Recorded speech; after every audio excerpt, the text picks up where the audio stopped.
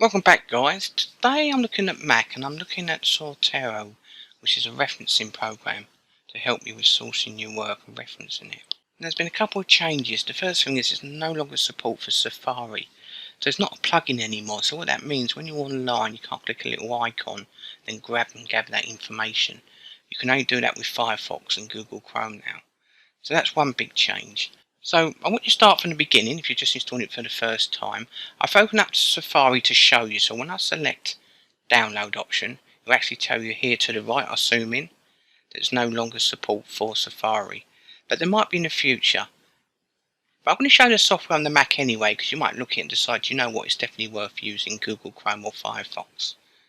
So what I'm going to do is come out of there, and I'm going to open up, I'm going to type in Zotero.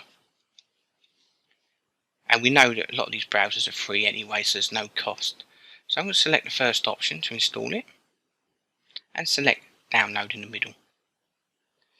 Now it already knows what platform you're on, so it will download for the Mac automatically. But just let you down here, it does other platforms as well if you need to. So I want to select download, that downloads the actual program. Now I'm going to install the Chrome connector, which enables me to gather information online. Once you're in Chrome Web Store, it's totally free. Click the little button here to install it, but I've just installed it earlier. Now, bottom left hand corner, I want you to select the program, tap. You know it's the correct one because it opens up, plus it's got extension DMG, which is the Mac extension. Now, drag that into your applications folder and let that install. It's not a massive program, as you can see, 131 megabytes.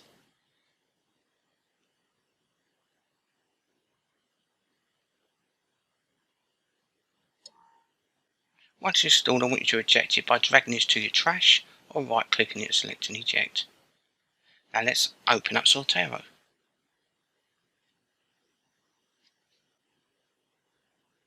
It's just giving you a security option, but it's safe, so click open. And now we are good to go. Before we start, you need to decide actually what you're going to be sourcing or researching. Click on my library, do a right click, and you can select new collection.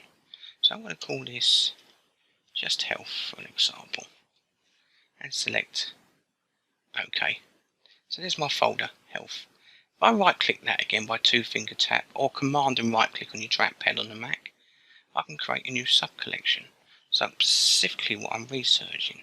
So I just put heart in as an example and select OK. So now we're ready to do our research. First port of call could be Google Online.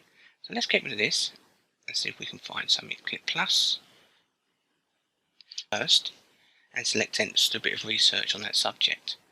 So open it up. Remember, you do need an account for this. You probably get that through university library.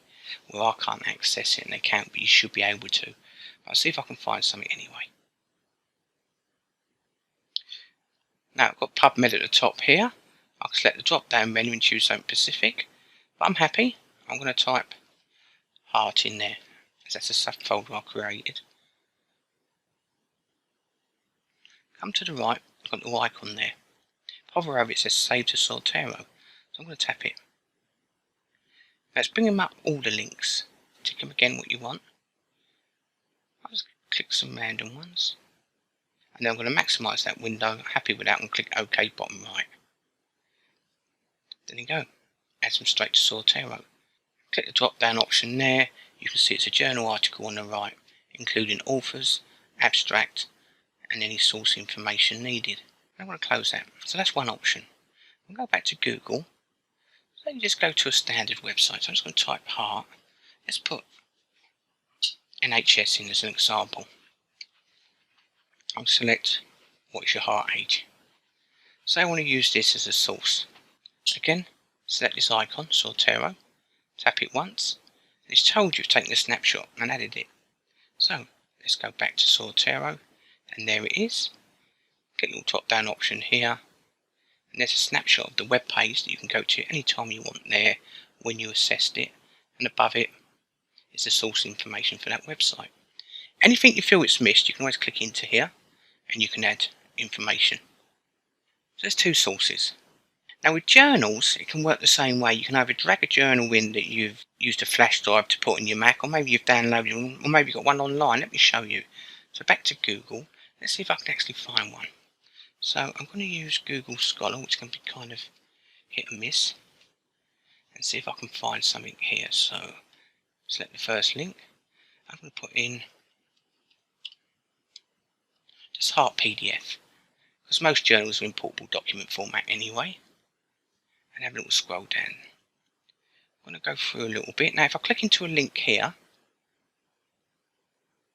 for example, you don't always find your article here. You have to pay to get access or purchase, so bear that in mind. So I'm going to come out of there. To the right I've got an option here, PDF.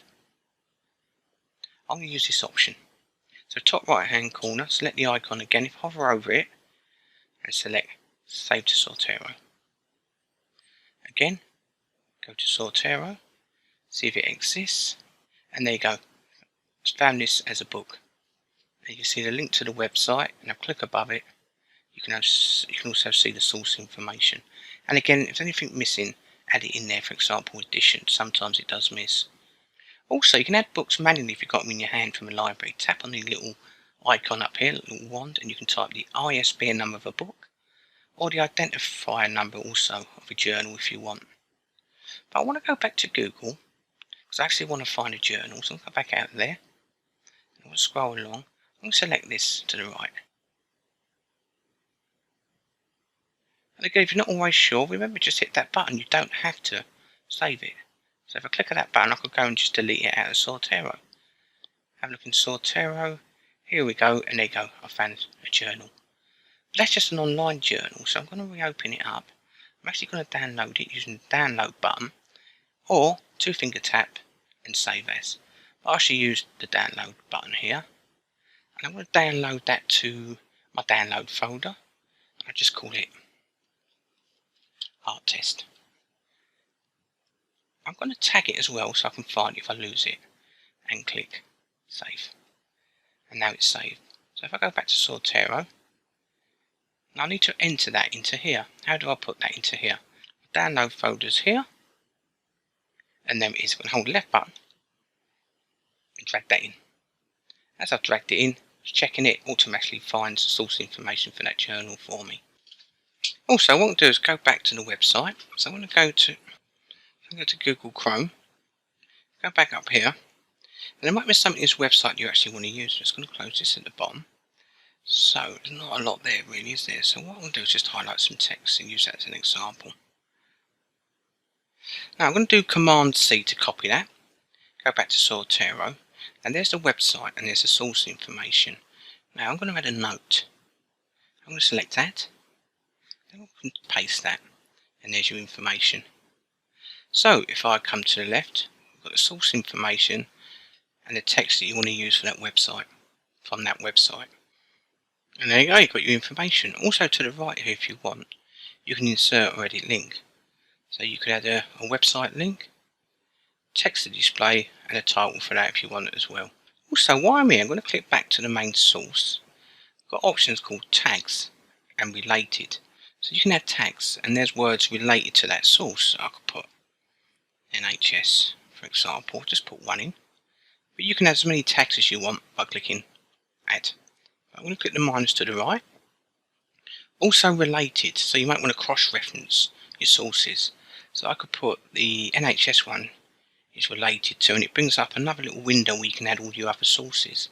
So I could just put heartstrings and purse strings. I know it's not relevant, just to show you, and click OK. And now we've added that. So we can access that information. So when you actually open up this source, what's your heart age, it will also give you the option cross-reference this option.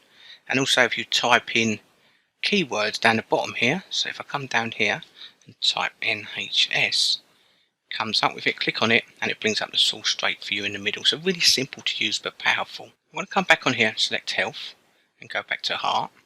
You can also add, if you want, additional attachments to your sources. You might have a PDF or text or notes you've written up you want separate or anything. You can attach a link to a website, copy the file on your Mac, or attach a link to a file. Also, if I use this little option here, you can add a new note straight from here. So I could go to heartstrings and select the note option. I can have a standalone note or add child note. A new standalone one, I can add a note in there.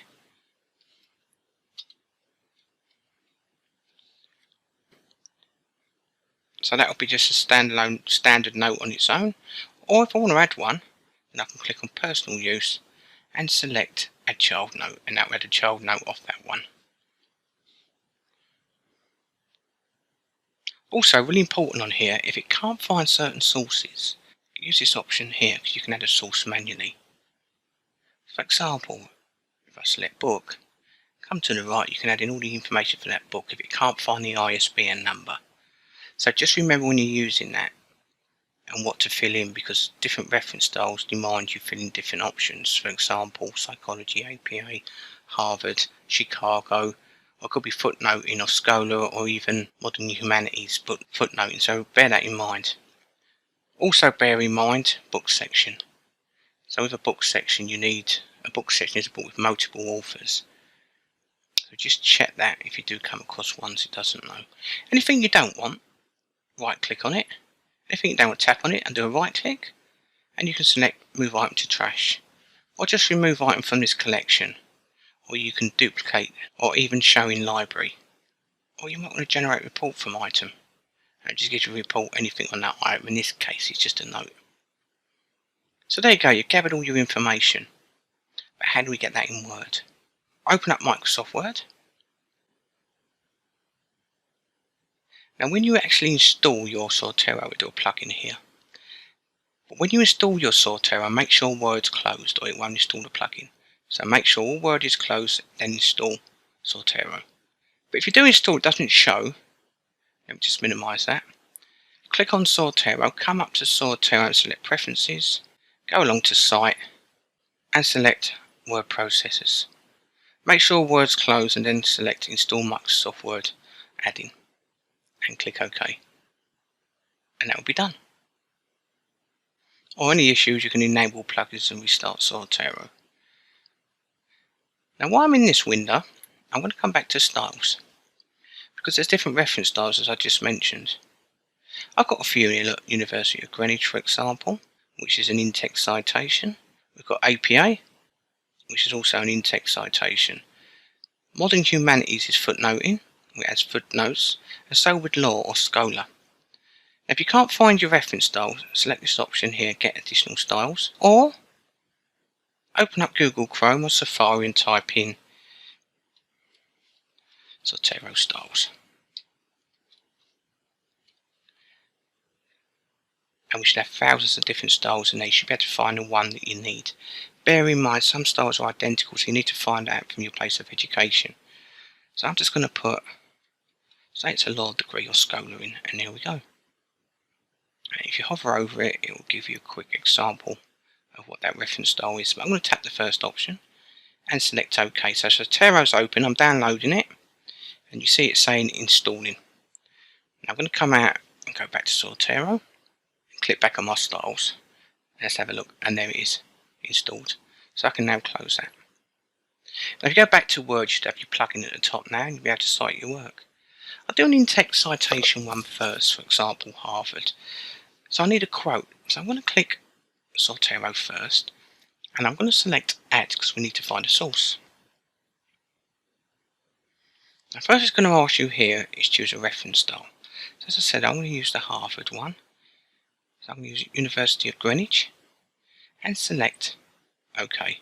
It's asking me what source I want. You can type in the name of the source, so I've got HE, and you've got to go through them all, but I find an easier method, which will be click Z and select Classic View, and it lists them all. I like this better because it's book. You can click on your book and then add your page number here, for example 56. But what I want to do is I'm going to click cancel, come back out of there. So I actually want to source something, so I'm going to go back to Zotero, and I saved some text earlier, remember.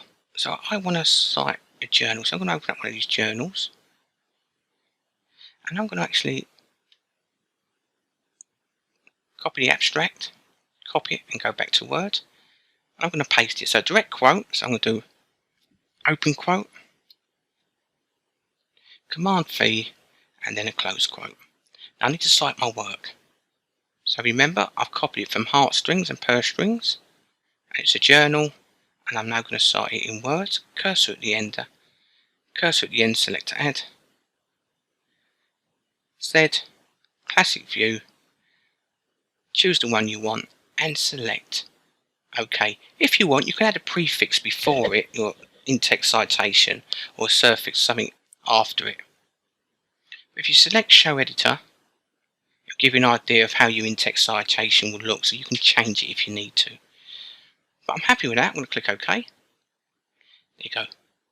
I've cited my work. And that's my in-text citation. So you've had all your in-text citations. When you've finished, you then select Add Edit Bibliography. And it creates your bibliography. And in this case, the Harvard Referencing System. It's very simple to use. So what I'll do is get rid of that. So I'm going to re-highlight it and backspace and delete it. I'm also going to get rid of the in-text citation. Now, say this was actually footnoting. Say this was a quote for law or humanities. So this time we need to change the reference style. So go to Document Preferences, have a little look, and I'm going to use the Oscolo option. If you look down here, it actually tells you it's footnotes. So I'm going to click OK. See if we can footnote this. So again, add, change the classic view, and let's choose the same one, and select OK. So there's number 1, and at the bottom it's footnoted it for me. So that will work all the way through. So say I had another quote, and again, add, go to classic view, I choose a different one, click OK, and again that's footnote 2, and at the bottom you've got your footnote 2. So it really is that easy to use. Hopefully that should get you up and running.